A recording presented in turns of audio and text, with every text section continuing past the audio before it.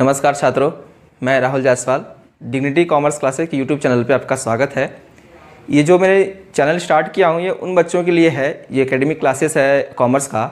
ये उन बच्चों के लिए जो अभी 12th का बोर्ड का एग्ज़ाम नहीं दे पाए हैं, जो अभी जिनको देना बाकी है, जो दिए नहीं है, खासकर यूपी बोर्ड वालों के लिए ये मेरा क्लास उन्हीं लोगों के लिए है। आज मैं पहला क्लास ले रहा हूँ जिसमें मेरा पहला चैप्टर होगा अकाउंटेंसी का। बही खाता तथा लेखा शास्त्र किताब बुक का पहला चैप्टर है पार्टनरशिप या फिर साझेदारी व्यवसाय। साझेदारी व्यवसाय का सबसे पहला चैप्टर जो है वो है सामान्य परिचय। तो हम जानते हैं पहले सबसे पहले सामान्य परिचय में हमको पढ़ना क्या क्या है। तो देखते हैं जिसको हम बोलते हैं पार्टनरशिप बिजनेस। तो इसमें सबसे पहला जो चैप्टर है जिसको हम बोल सकते हैं पार्ट 1। तो पार्ट 1 में जो दिया गया है वो है इंट्रोडक्शन। तो इंट्रोडक्शन किसका किसका है वो जान लेते हैं। तो इंट्रोडक्शन में हमको पढ़ना क्या है, तो सबसे पहले हमको पढ़ना है इंट्रोडक्शन में सबसे पहले हमको पढ़ना है आशय। फिर हमको जानना है कि उसकी परिभाषा किस अधिनियम में दी गई है। फिर जानता है खाते किस प्रकार बनाए जाते हैं, खातों के प्रकार के बारे में जानेंगे। फिर हम जानेंगे आहरण पर आहरण किसे कहते हैं और आहरण पर ब्याज की गणना। साझेदारों के खाते जिसको हम बोले जाते हैं साझेदारों के खाते, ठीक। साझेदार खातों के प्रकार मतलब साझेदारों के खातों के प्रकार।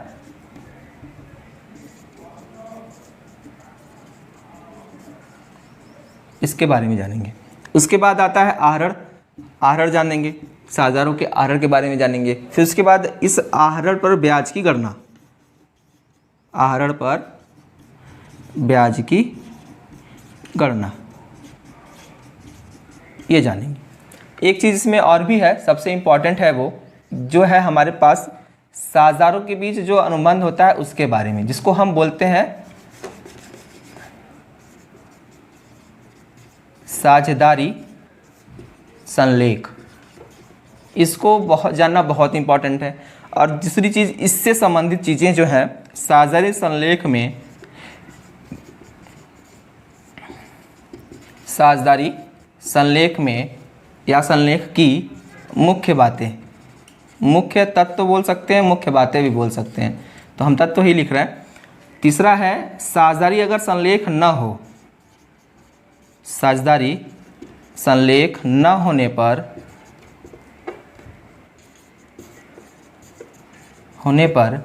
कौन कौन से नियम लागू होते हैं। साझेदारी संलेख न होने पर साझेदारी व्यवसाय में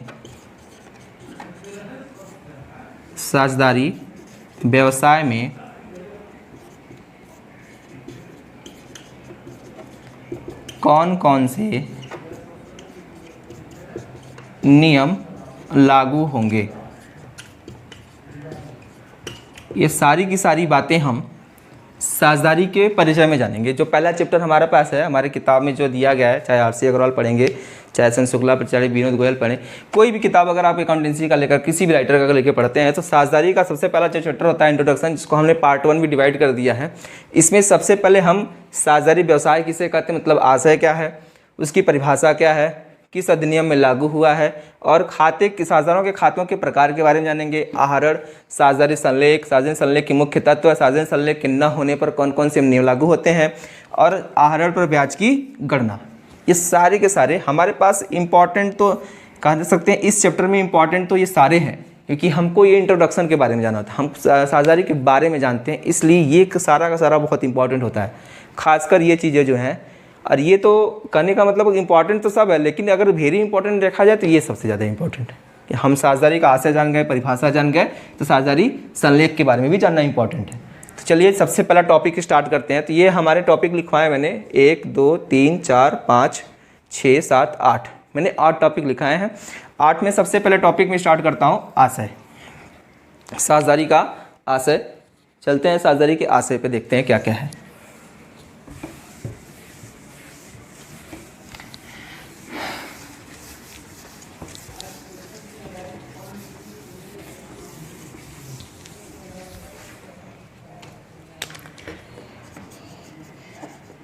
इसको हम आशय अर्थ, इसको हम बोल सकते हैं मीनिंग। सबसे पहले देख लेते हैं किसे कहते हैं। इसको हम बोल सकते हैं, अगर पूछा जाए क्वेश्चन में, आपका क्वेश्चन में अगर हो जाए कि क्वेश्चन किस तरह पूछेगा, तो क्वेश्चन पूछ सकता है साझेदारी से आप क्या समझते हैं। साझेदारी से आप क्या समझते हैं, ये मेरा क्वेश्चन हो गया कि साझेदारी से आप क्या समझते हैं। तो इसमें आपको लिखना होगा साझेदारी का अर्थ और साझेदारी की परिभाषा। ये दोनों चीज़ें आपको इस क्वेश्चन में लिखनी होंगी। अगर 2 नंबर में आता है, 2 नंबर का क्वेश्चन अगर होता है तो साझेदारी का अर्थ लिखना होता है। अगर 5 नंबर में आ गया, साझेदारी के अर्थ के साथ साथ परिभाषा भी लिखी जाएगी। तो चलिए देख लेते हैं साझेदारी का आशय। क्वेश्चन की बात हम बाद में कर लेंगे, जब मेरा ये चैप्टर खत्म हो जाएगा इंट्रोडक्शन वाला, तो हम उसका पूरा का पूरा आपको एक क्वेश्चन बैंक की तरह बना के दे देंगे। मतलब क्वेश्चन आपको रहेगा, आपका मैं सॉल्यूशन दे रहा हूँ, पढ़ा रहा हूँ, उसका आप देख लीजिएगा। पहले हम देख लेते हैं साझेदारी का अर्थ या आशय या परिभाषा, सॉरी परिभाषा नहीं, आशय। साझेदारी उन व्यक्तियों का संबंध है जब साझेदारी जब 2 या 2 से अधिक व्यक्ति, जब 2 या 2 से अधिक व्यक्ति, इंट्रोडक्शन मतलब आशय में क्या है, जब 2 या 2 से अधिक व्यक्ति, जब 2 या 2 से अधिक व्यक्ति अपनी स्वेच्छा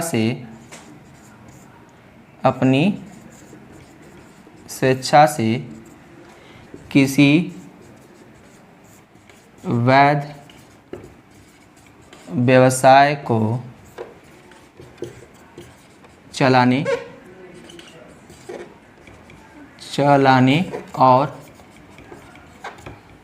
और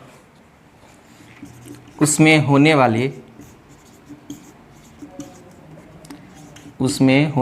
वाले लाभ हानि को आपस में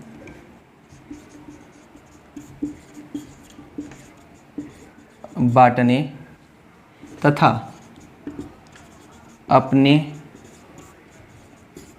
निजी धन, श्रम, कुशलता आदि को लगाने के लिए सहमत होते हैं, तो उसे साझेदारी व्यवसाय कहते हैं। ठीक, यह है साझेदारी की आशय, साझेदारी व्यवसाय का आशय। साझेदारी की परिभाषा मैंने बताया कि परिभाषा किसी विद्वान के थ्रू, किसी एक्ट के थ्रू, किसी अधिनियम के थ्रू अगर दिया गया हो, उसके शब्दों में हम कोई भी फेरबदल नहीं कर सकते हैं। चलिए देखते हैं परिभाषा। अगर पूछा जाए कि इंट्रोडक्शन में कि साझेदारी अधिनियम कब लागू हुआ या साझेदारी अधिनियम कब बना है, तो साझेदारी जो अधिनियम है सन 1932 में लागू हुआ था। और तो और साझेदारी की जो परिभाषा है वो इसी अधिनियम के अधीन धारा में दिया गया है। तो अगर लिखना चाहेंगे तो इसमें लिखेंगे भारतीय साझेदारी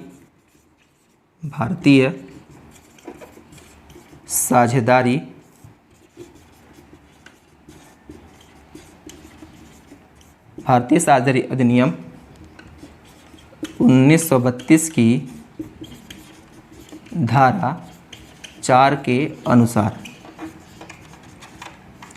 इस धारा 4 के अनुसार जो बताया गया है यही इम्पोर्टेंट है, क्योंकि ये तो हम अधिकतर याद रख पाते हैं, इसको हम भूल सकते हैं। तो ये बहुत इंपॉर्टेंट है कि भारतीय साझेदारी अधिनियम 1932 की धारा 4 के अनुसार ये परिभाषा दिया गया है। तो ये और भी विद्वानों ने परिभाषा दिया, लेकिन इसी को बहुत ज़्यादा इंपॉर्टेंट मांगते हुए याद किया जाता है। तो इसमें लिखा है साझेदारी परिभाषा के अकॉर्डिंग, जो भी कामा इन्वर्टेड कामा में, साझेदारी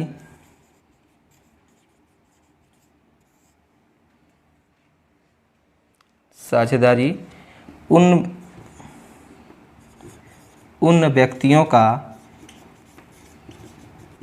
व्यक्तियों का पारस्परिक संबंध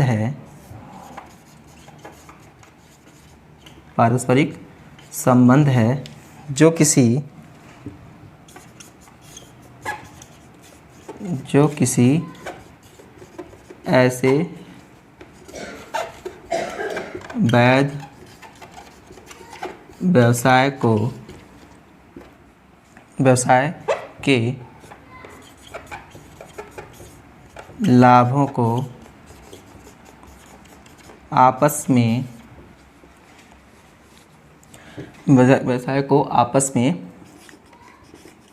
बांटने के लिए सहमत हुए हैं। लाभों को आपस में बांटने के लिए सहमत हुए हैं जो सबके द्वारा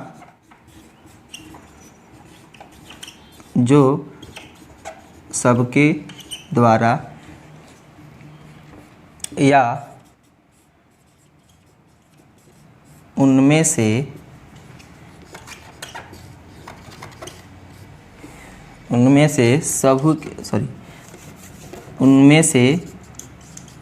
सभी की ओर से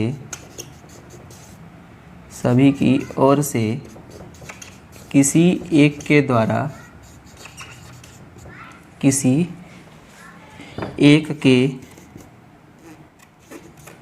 द्वारा संचालित किया जाता है। तो ये तो है आपका परिभाषा। साझेदारी उन व्यक्तियों का पारस्परिक संबंध है जो किसी ऐसे वैध व्यवसाय के लाभों को आपस में बांटने के लिए सहमत हुए हैं जो सबके द्वारा या सभी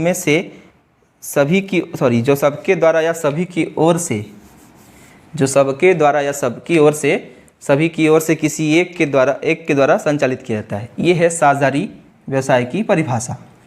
तो ये दो टॉपिक हैं, साझेदारी का आशय, साझेदारी का परिभाषा।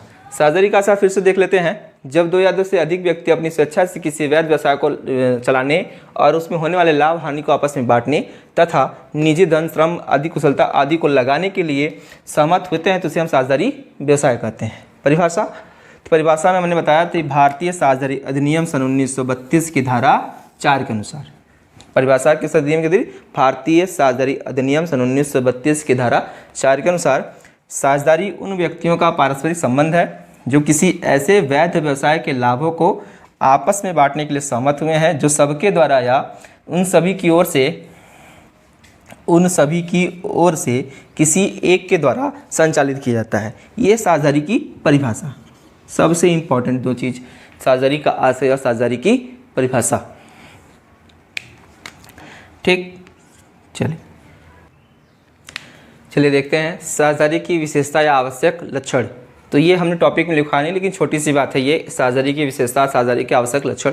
ये होता क्या है? विशेषता और लक्षण एक ही होते हैं। जैसे अगर मान लीजिए आप बीमार हैं तो आपको टाइफाइड, ये क्या है? इस लक्षण जानते हैं ना कि हाँ ये ऐसे ये चीज़ होगा तो ये बीमारी है। तो उसी तरह साझेदारी कैसे मानेंगे? तो सबसे पहला जो इसमें पॉइंट होता है, दो या दो से अधिक व्यक्ति का होना। इस सबसे है लक्षण या विशेषता में अधिक व्यक्ति का होना। इसको हम पॉइंट वाइज से बताएंगे क्योंकि जो भी चीज़ हम परिभाषा या हम अर्थ में देखें, आशय में देखें, वही चीज़ हम छोटे छोटे पॉइंट में हम क्या कर सकते हैं, उसको हम आवश्यक विशेषता और लक्षण बना सकते हैं। तो दो या दो से अधिक व्यक्ति का होना, जो भी चीज़ हमारे साझेदारी व्यवसाय में होंगी वो सारे क्या होंगे? लक्षण हैं। इसमें होता है लाभों को आपस में बांटना। ठीक, तीसरा है ठहराव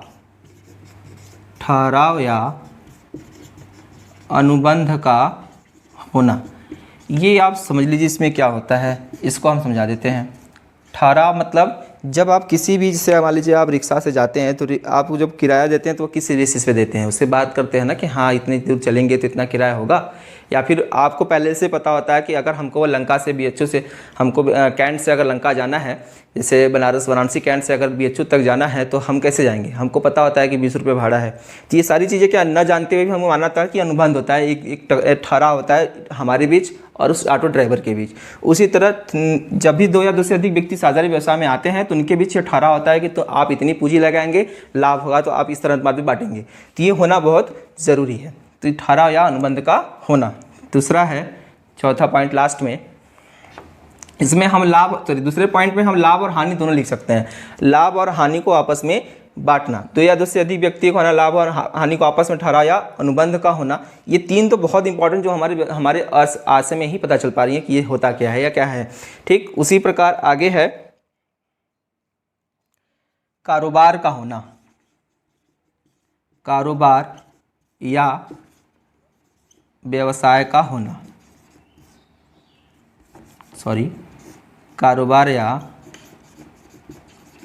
व्यवसाय का होना, 4 हो गया। 5वां है व्यवसाय का उद्देश्य।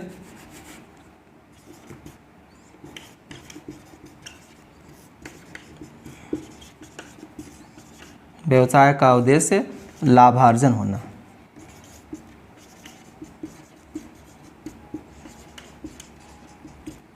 ये 4 पॉइंट हैं जो आपके साझेदारी के आवश्यक तत्व में आवश्यक लक्षण कर लीजिए, चाहे विशेषताएं कर लीजिए, ये सारी की सारी चीज़ें जो हैं आपके साझेदारी की विशेषता में शामिल होती हैं। तो अगला टॉपिक चलते हैं, साझेदारी संलेख। तो अगर आपको स्क्रीनशॉट लेना है तो ले सकते हैं, मिटा दें इसमें फिर। चलिए आगे चलते हैं, ये अगला टॉपिक पे आते हैं, साझेदारी संलेख। ठीक, साझेदारी संलेख, जैसा मैंने आपको कुछ टाइम पहले बताया कि जब हम अगर हम वार्षिक एंड से अगर BHO की तरफ चलते हैं तो हमारे और ऑटो ड्राइवर के बीच एक कॉन्ट्रैक्ट हो जाता है किराए का। उसी तरह ये भी साझेदारी संलेख जो है, अगर हम आप जो भी साझेदार होते हैं, अगर आपसी समझौते या बात से या फिर किसी प्रकार से अगर नहीं हो पाता है तो हम लिखित रूप में जो भी चीज़ें हम लिखित रूप में रखते हैं उसे हम साझेदारी संलेख कहते हैं। ठीक है, साझेदारी संलेख कहते हैं। चलिए साझेदारी संलेख क्या होता है पहले ये जान लेते हैं। साझेदारी संलेख, अभी मैंने बताया थोड़ी बात जो बताई है उसी से संबंधित ये भी है, साझेदारों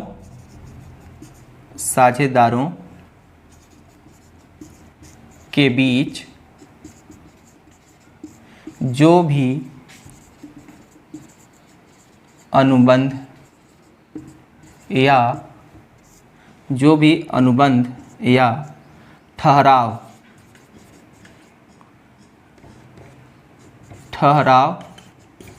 होता है, ठीक, उसको एक प्रपत्र पर लिख लिया जाता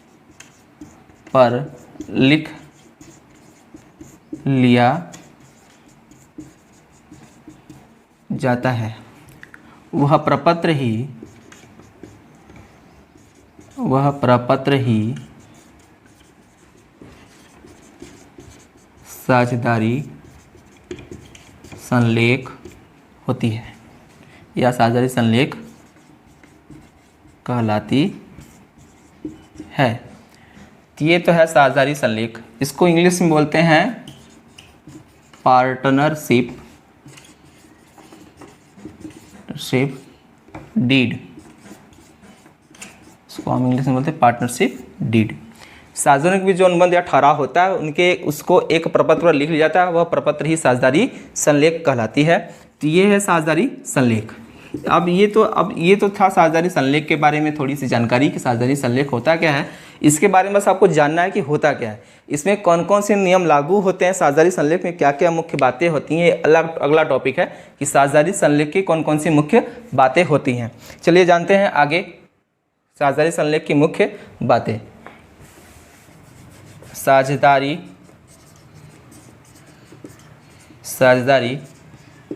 संलेख में दी गई मुख्य बातें, नाम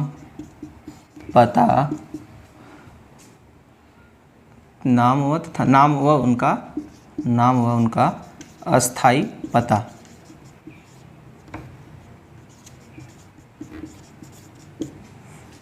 दूसरा फर्म का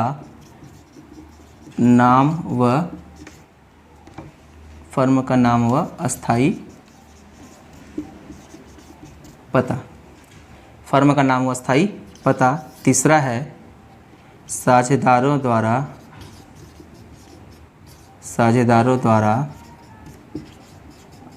लगाई गई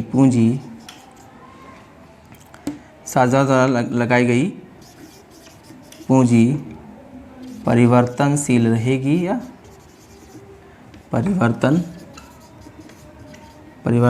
रहेगी या अस्थाई।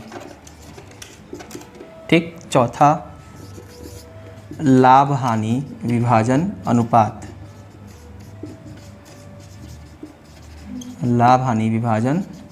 अनुपात। ठीक। पांचवा, आहरण कितना तथा किस सीमा तक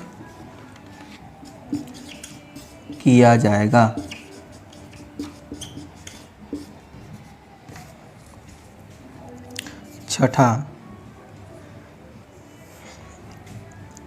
छठा जो है वो है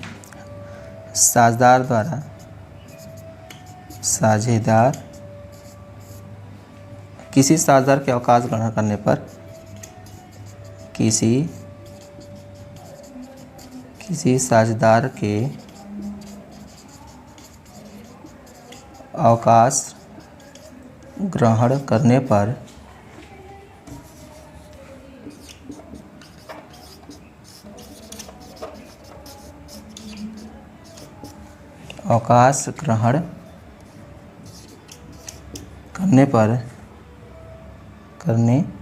उसके हिस्से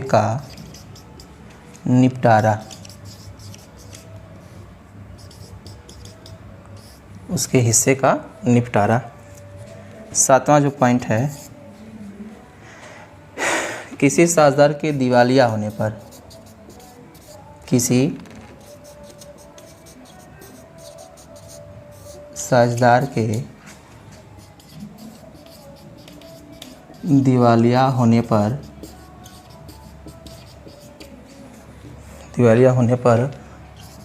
होने वाले लाभ या हानि का वहन।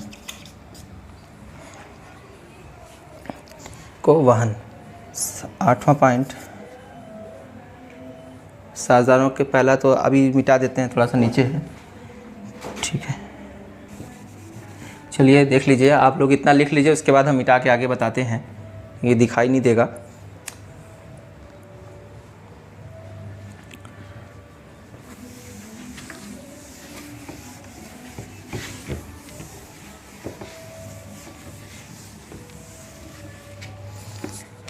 आठवां पॉइंट पे आते हैं। आठवां जो है साझेदारों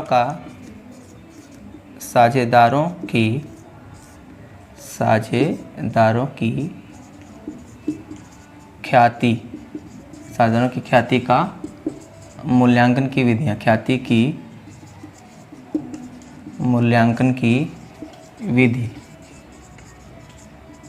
ठीक। नौवां पॉइंट जो है साझेदारों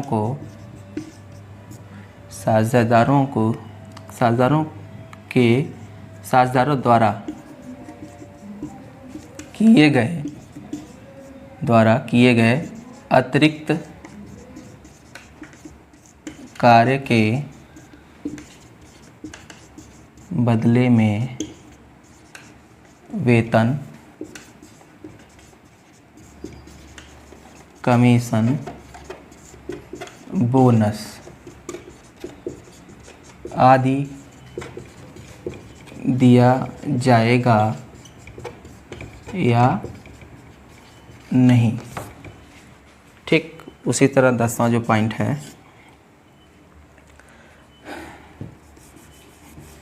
साझेदारों के 9 पॉइंट में साझेदारों द्वारा किए गए अतिरिक्त कार्य के बदले में वेतन, कमीशन, बोनस आदि दिया जाएगा कि नहीं। उसी तरह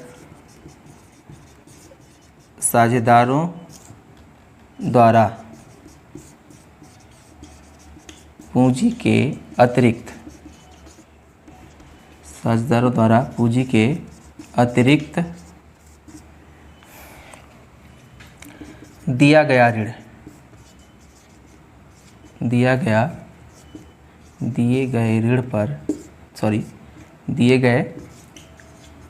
ऋण पर ब्याज दिया जाएगा या नहीं,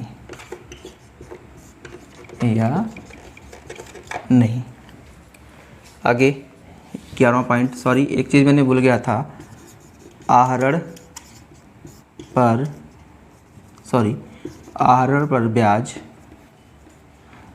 पर ब्याज लिया जाएगा या नहीं।